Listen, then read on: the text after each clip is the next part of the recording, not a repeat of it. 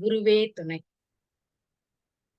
ஆசான் அருட்தந்தை வேதாத்ரி மகரிஷி அவர்கள் நம்மோடு சூக்குமமாக நிறைந்திருந்து நம்மை என்றென்றும் வழி நடத்துவாராக.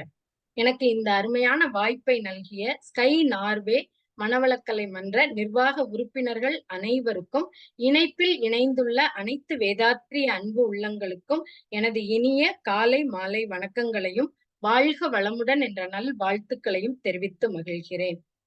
இன்று நமக்கு தவத்தினை மிகச் சிறப்பாக வழிநடத்திய அருள்நிதி புவனா அம்மா அவர்களுக்கும் மனமார்ந்த வாழ்த்துக்களை தெரிவித்து மகிழ்கிறோம். சிந்தனையை, உடல் நலத்தை சீரமைத்து உய்வித்த குருவே வாழ்க. இன்னைக்கு நாம சிந்தனைக்கு எடுத்திருக்கிற தலைப்பு தேடினேன் வந்தது. அதாவது கேளுங்கள் தரப்படும், தட்டுங்கள் திறக்கப்படும், தேடுங்கள் கிடைக்கும் என்றார் அப்படின்னு பைபிள்ல ஒரு வசனம் வருது. நாம எல்லாருமே நம்முடைய வாழ்க்கைய மகிழ்ச்சியாகவும் மன நிறைவோடும் வாழணும்னு தான் ஆசைப்படுறோம். ஆனா அது நடக்குதா அப்படின்னு பார்த்தா அது ஒரு பெரிய கேள்விக்குறியாதான் இருக்கு. நாம ஒண்ணு நினைச்சா நடக்கிறது வேற ஒண்ணா இருக்கு. நாம ஒண்ண தேடி போனா அங்க கிடைக்கிறது வேற ஒண்ணா இருக்கு. அப்போ இந்த நாம தேடுற விஷயங்கள் எல்லாம் நமக்கு கிடைக்குமா அப்படின்னா நிச்சயமாக கிடைக்கும். அதற்கான வழிமுறைகள் என்னென்ன இருக்கு அப்படிங்கிறத பத்தி இந்த சிந்தனையில நாம எல்லாரும் சேர்ந்து சிந்திக்க இருக்கிறோம்.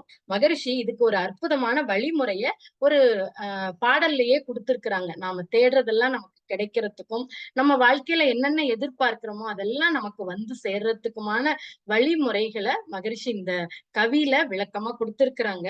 பிறவிக்கடல் நீந்தலாம் அப்படிங்கிற கவியில பல ஆயிரம் பிறவி எடுத்து ஏற்ற பாவப் பதிவுகளை ஒரு பிறவி காலத்துள் மாற்றி நலமடைந்து மனிதனாகி தெய்வமாகி உய்ய நல்ல வாய்ப்பு ஆற்றல் இவை நமக்களித்து இயற்கை நில உலகில் மனிதரிடம் அமைந்துள்ளன.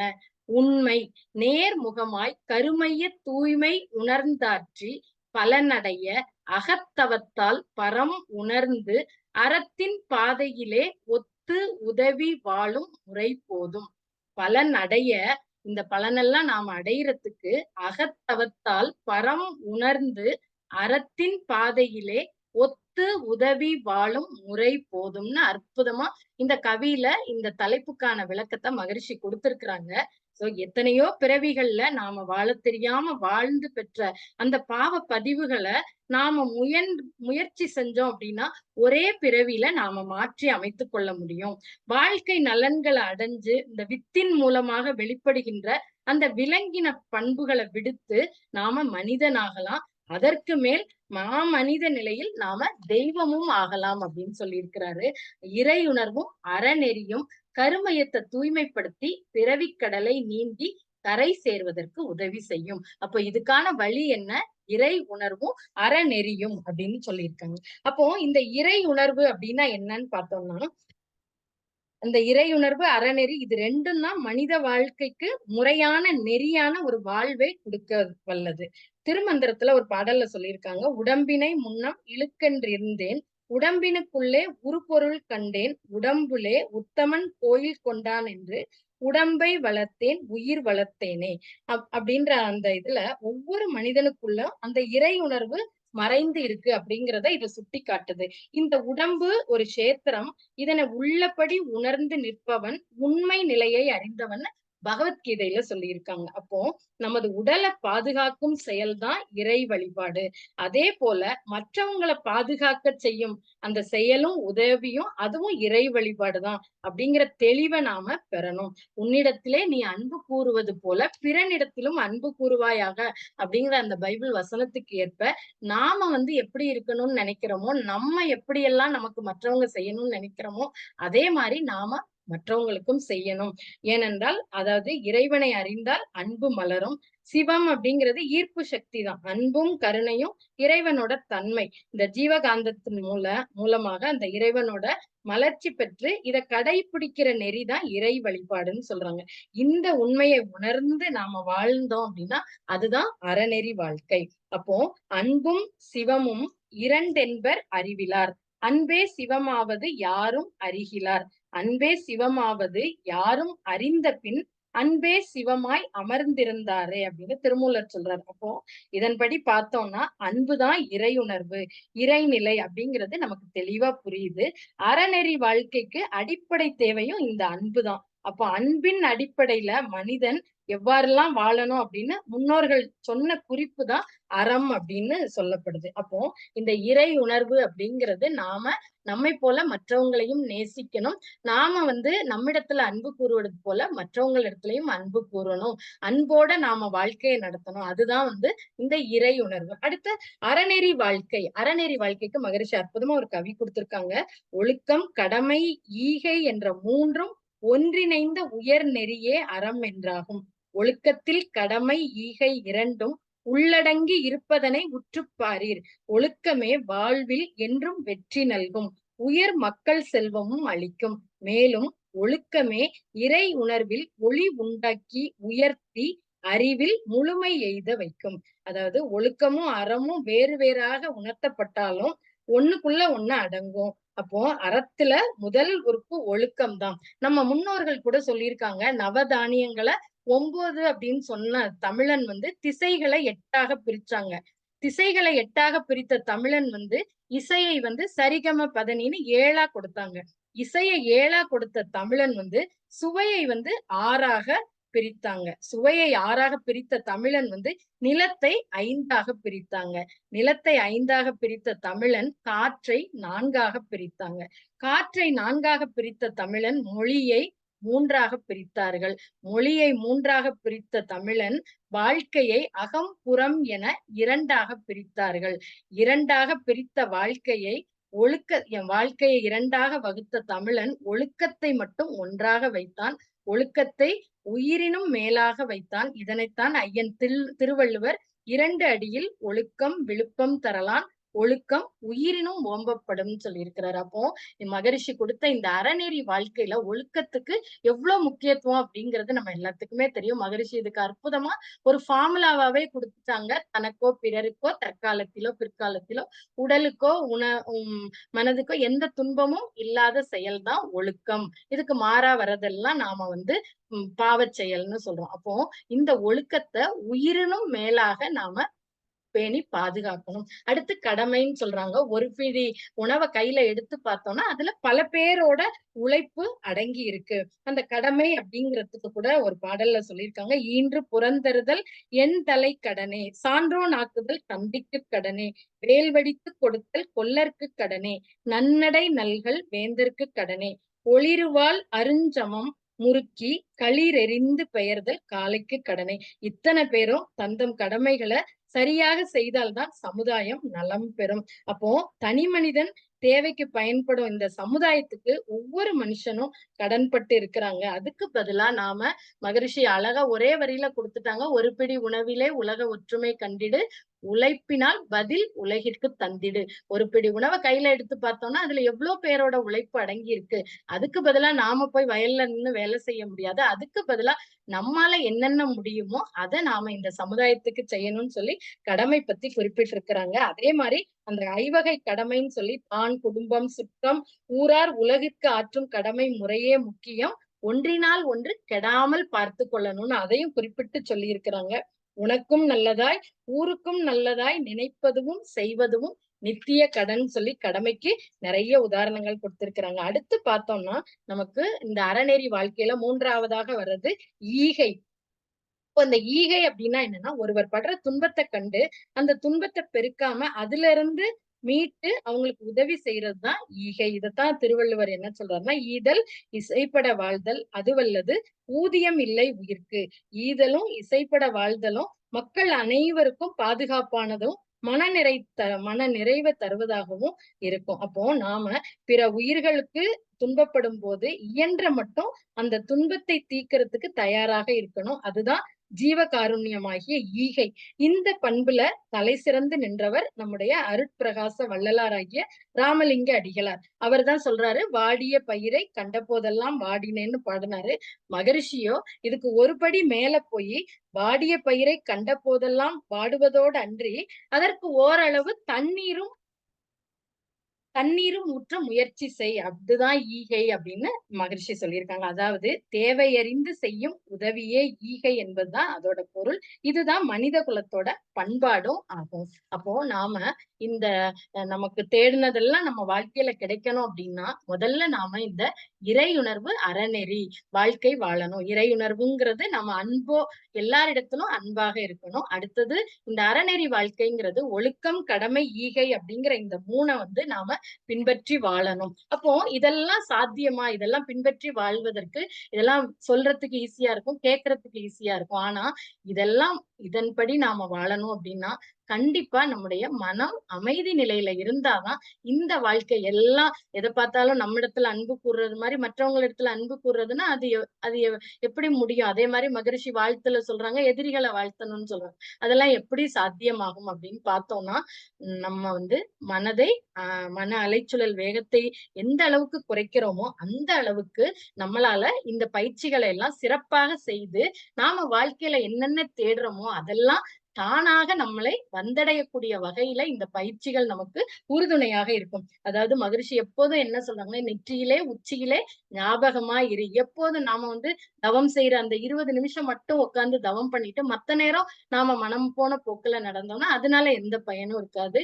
நாம வாழ்க்கையில இருக்கிற ஒவ்வொரு நொடியும் நம்ம காலையில இருந்து சாயங்காலம் வரைக்கும் நாம செய்யக்கூடிய வேலைகள்ல அனைத்துலயும் நாம அதை தவமாக அந்த நேரத்துல எல்லாம் உச்சியிலே நெற்றியிலே ஞாபகமா இருந்தோம்னா நாம செய்யக்கூடிய வேலைகளை சிந்தித்து செய்வோம். அப்போ அந்த தவத்தை பத்தி அதனோட சிறப்பை பத்தி மகரிஷி குறிப்பிடுறாங்க. அகத்தவம் தீவினை அகற்றும், அருள் நெறியை இயல்பாக்கும். அகத்தவமே இறை வழிபாடு அனைத்திலும் ஒரு சிறந்த முறை. அகத்தவமே உயிர் வழிபாடு அதனை ஒளி விளக்கும் ஒளியாம்.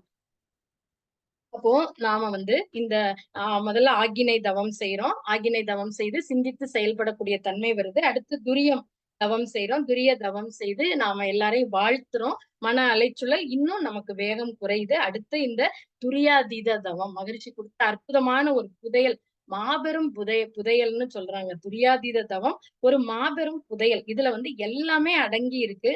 அந்த எந்த ஃப்ரீக்வன்சில மனம் நிக்குதோ அப்போ பிரபஞ்ச ரகசியங்கள் எல்லாம் அறியப்படுமோ அந்த இடம்தான் அந்த சமாதி நிலை.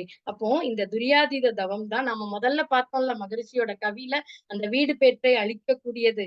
இந்த துரியாதீத தவம் வீடு பேற்றை அழிக்கக்கூடியது. அப்ப சாத்தியமா?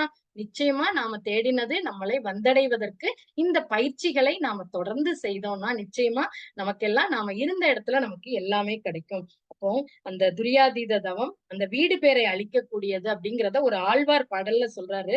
நன்றாய் ஞானம் கடந்து போய் நல் இந்திரியமெல்லாம் ஈர்த்து ஒன்றாய் கிடந்த அரும் பெரும் பால் உழப்பின் அதனை உணர்ந்து உணர்ந்து சென்றாங்கு இன்பத் துன்பங்கள் செற்று களைந்து பசையற்றால் அன்றே அப்போதே வீடு அதுவே வீடு வீடாமோ. துரியாதீதத்துல முழுமைய நாம சித்திக்கணும் அப்படின்னா மன தூய்மையும் வினை தூய்மையும் நமக்கு ரொம்ப இன்றியமையாதது.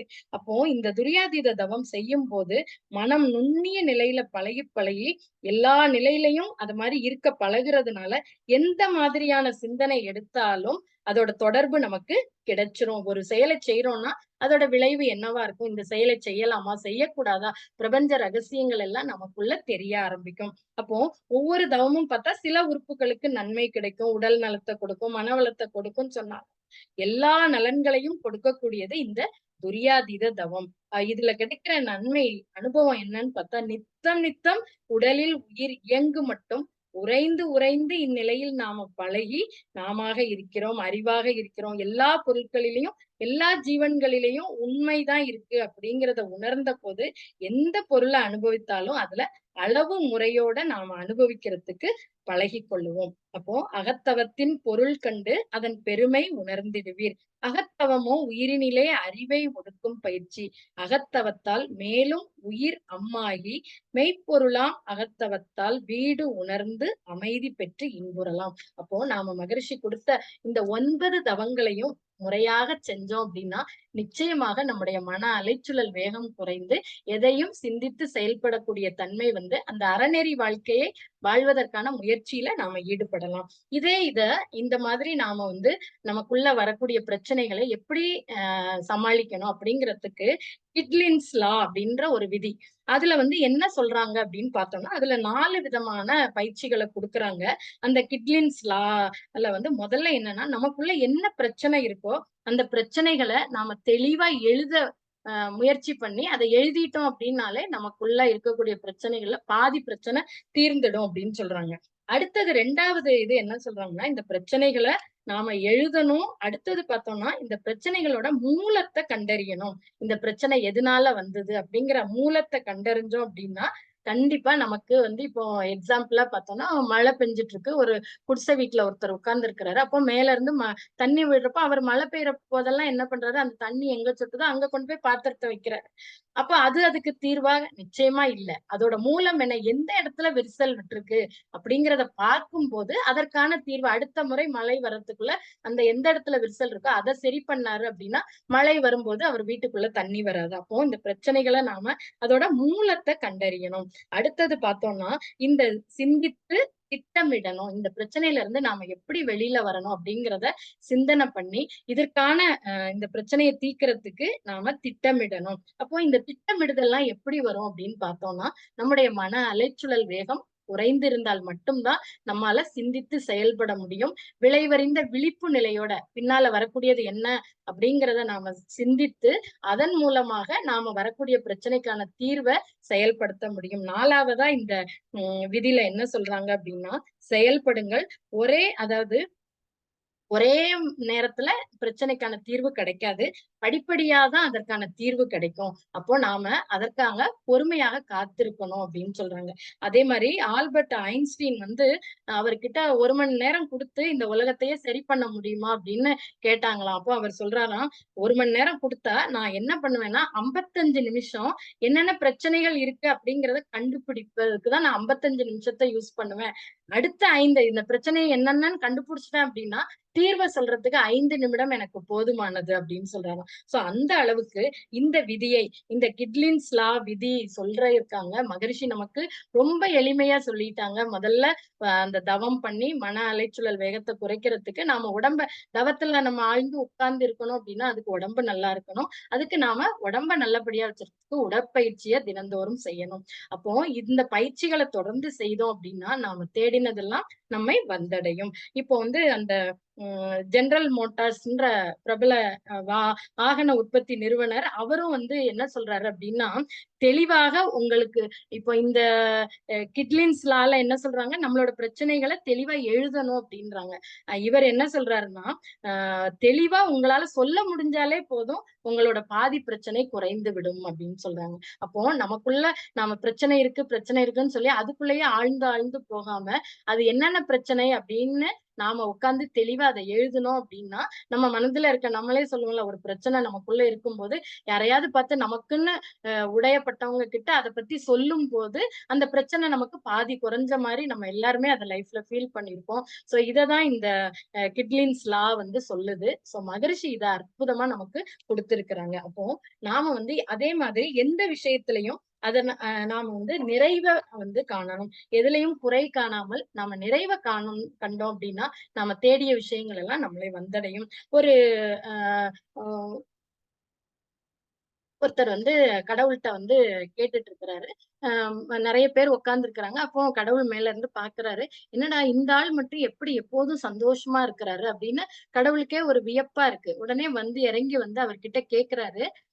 நீங்க வந்து எப்போதுமே மகிழ்ச்சியா இருக்கீங்களே! எப்படி உங்களால இது சாத்தியம்? அப்படின்னு சொல்றாரு. அப்போ அதுக்கு வந்து ஓஷோவோட கதை ஒண்ண உதாரணமா சொல்றாங்க.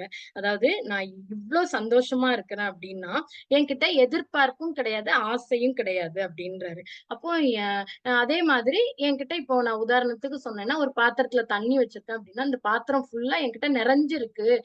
அப்போ வந்து எனக்கு எதுவுமே எதிர்பார்த்து வரல. ஏதாவது எதிர்பார்த்தா தான் நமக்கு அதுக்கு மேல வரும்போது அது நிறைஞ்சு போயிடும் அப்படின்றாரு. அப்போ இந்த கடவுள் கேட்கிறாரு, "நீ இவ்ளோ நல்ல ஒரு இதுவா குவாலிட்டியா இருக்கிறியே! உனக்கு ஏதாவது வரம் குடுக்கணும்னு நெனைக்கிறேன். என்ன வரம்னாலும் கேளுன்றாரு." அதுக்கு தான் அவரு இந்த உதாரணத்த சொல்றாரு. "என்னோட பாத்திரம் நிரம்பி இருக்கு. நீங்க ஏதாவது குடுத்தீங்கன்னா, அது வேஸ்ட்டா தான் போகும். நெறைய பேரு ஏதேதோ வேணும் வேணும்னு கேட்டுட்டு இருக்காங்க. அவங்களுக்கெல்லாம் போய் குடுங்க." அப்படின்னு சொல்றாராம். அப்போ வந்து கடவுள் வந்து அவருக்கு பார்த்து ரொம்ப ஆச்சரியப்பட்டு சொல்றாரு. "சரி, நீங்க வந்து உங்களுக்காக வரம் கேட்க வேண்டாம். நீங்க மத்தவங்களுக்காக கேளுங்க. இப்போ வந்து மற்றவங்க நல்லா இருக்கணும், உலகம் நல்லா இருக்கணும். அந்த மாரி ஆங்கிள்ல ஏன்னா உங்களுக்கு இவ்ளோ ஒரு சந்தோஷமா இருக்கிற மனுஷன நான் உலகத்துல பார்க்கவே இல்ல. உங்கள பார்க்கும்போது ஏதாவது குடுக்கணும்னு தோணுது. சோ நீங்க மற்றவங்க நல்லா இருக்கணும் அப்படிங்கிறதுக்கு ஏதாவது ஒரு விஷயத்த கேளுங்க அப்படின்றாரு. உடனே இவரும் என்ன சொல்றாருன்னா, சரி நான் ஒரு வரம் கேட்கிறேன் அப்படின்னா, எனக்கு வந்து குடுக்குற வரம் வந்து நான் இருக்கக்கூடிய இடம் வந்து எல்லாமே நல்ல ஒரு சந்தோஷமா இருக்கக்கூடிய இடம் வந்து பிரச்சனை இல்லாம இருக்கணும். ஆனா, நான் வந்து இப்போ ஃபார் எக்ஸாம்பிள் நான் நடந்து போயிட்டுருக்கேன். பின்னாடி ஒரு மரம் விழுது அப்டின்னா, அந்த சக்தி உங்கள்ட்ட இருக்கிற அந்த சக்தியானது, இந்த மரத்த சரிப்படுத்தி அத நிக்க வைக்கணும். என் கண்ணு முன்னாடி நான் அத பார்க்கக்கூடாது. எனக்கு நடக்கக்கூடிய நன்மைகள் எல்லாம் எனக்கு பின்னாடி தான் நடக்கணும். அந்த மாரி எனக்கு ஒரு வரம் குடுக்குறீங்களா? அப்டின்னு கேட்கிறாரு. உடனே கடவுளுக்கு ஒரே குழப்பமா இருக்கு. என்னடா இவன் எத எடுத்தாலும் ஏதாவது சொல்லிட்டே இருக்கிறானேன்னு சொல்லிட்டு, "ஏன்பா இப்படி கேட்கிற?" அப்படின்னு உடனே என் கண்ணுக்கு முன்னாடி அது தெரிஞ்சா, உடனே எனக்குள்ள ஒரு ஈகோ வந்துரும். நான் தான் இத பண்ணுனேன்.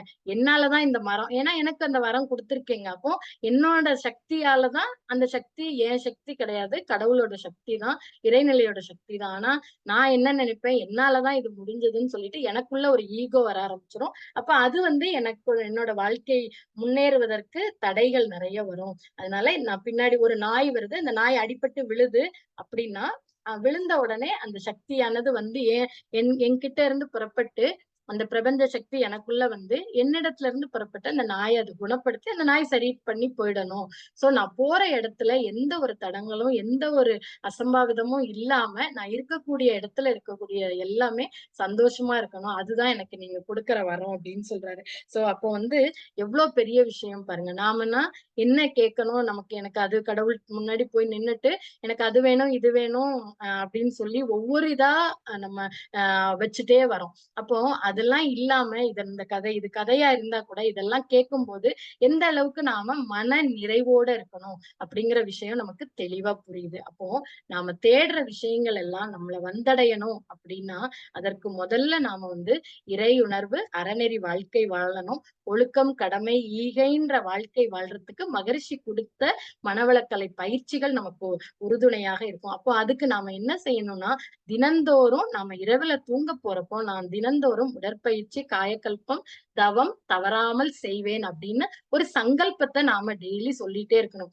சொல்றத விட எழுதும்போது அதுக்கு இன்னும் பலன் அதிகம்னு சொல்றாங்க. அப்ப நாம எழுத எழுத நமக்கு அந்த சூழ்நிலைகள் சரியாக இல்லாட்டி கூட உடற்பயிற்சி செய்வதற்கான அந்த ஒரு சூழ்நிலைய இறைநிலை அந்த பிரபஞ்சம் நமக்கு அமைச்சு கொடுக்கும். அப்ப அந்த அளவுக்கு நாம பயிற்சிகள தொடர்ந்து செய்ய நமக்குள்ளாக இருக்கக்கூடிய வரக்கூடிய அந்த எதிர்மறை எண்ணங்கள் எல்லாம் நேர்மறை எண்ணங்களாக மாறி, நாம தேடிய விஷயங்கள் எல்லாம் நாம இருக்கக்கூடிய இடத்திலேயே நம்மள வந்தடையும். இதுக்கு மகரிஷி இந்த உடற்பயிற்சி, தவம், அடுத்து அகத்தாய்வு பயிற்சியில பார்த்தோம்னா, நமக்கு இந்த துரியாதீத தவத்தோட சிறப்ப பார்த்தோம். அடுத்து பார்த்தோம்னா, கண்ணாடி பயிற்சி, தீப பயிற்சின்னு அற்புதமான 2 ஜீவகாந்த பெருக்க பயிற்சிகள குடுத்திருக்காங்க. அதுல பலன் என்ன குடுத்திருப்பாங்க? கண்ணாடி பயிற்சியில முகவசியம், ஜெகவசியம் உண்டாகும். அப்போ ஒருத்தவங்க நம்ம கிட்ட பேசினா, அவங்க கூட இன்னும் கொஞ்ச நேரம் பேசிட்டு இருக்கணும் அப்படிங்கிற எண்ணம் வரும். அடுத்து நாம விரும்பிய பொருள் நம்மை தேடி வரும். அப்ப அதுக்கு நாம என்ன செய்யணும்? உடற்பயிற்சி, காயகல்பம், தவம், அகத்தாய்வு பயிற்சிகளோடு சேர்த்து இந்த ஜீவகாந்த பெருக்க பயிற்சியையும் நாம தொடர்ந்து செஞ்சுட்டு வரணும். அத பண்ணும்போது, நாம என்ன தேடிட்டு இருக்கிறோமோ வாழ்க்கையில, அந்த தேடிய விஷயங்கள் எல்லாம் தானாக நம்மை அந்த ஜெகவசியம்ங்கிற முறையில நம்மை தேடி வரும். நாம வந்து எது நமக்கு வாழ்க்கைக்கு தேவையோ சொல்லுவாங்கல்ல, ஞானிகள் வந்து எது தேவையோ அததான் கேட்பாங்க. அப்போ தேவையில்லாத விஷயங்கள நம்ம கேட்க மாட்டோம். அந்த அளவுக்கு நம்முடைய மனம் பக்குவப்பட்டு பேராசை நமக்கு வராது. ஆசைதான் ஆசை வந்து கண்டிப்பா இருக்கணும்னு சொல்றாங்க. ஆசை இருந்தா தான் நம்ம வாழ்க்கையில அடுத்தடுத்த கட்டத்துக்கு போக முடியும்.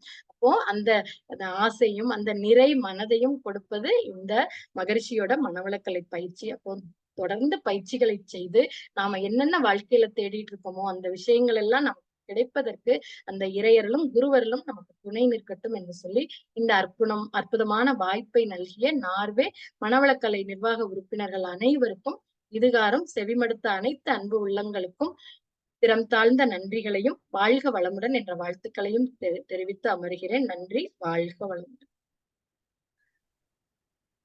நன்றிம்மா சங்கரி அம்மா. மிக மிக ஒரு அற்புதம்.